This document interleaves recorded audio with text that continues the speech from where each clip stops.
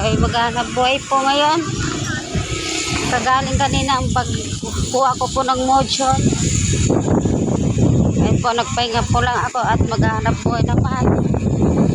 At nag-alagaw muna ng ko sa aking batang apo, sa anak kong single mom. Mga anak ko po sa una ay sana matignan nila ang aking buhay. Marunong na sanang umunawa. Mapatawad ako sa mga kasalanan ko po.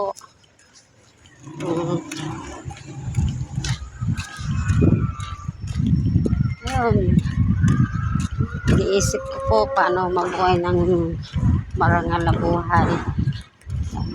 Kung ganun ang gagawin natin, talaga tayong papasalamat po sa Panginoon.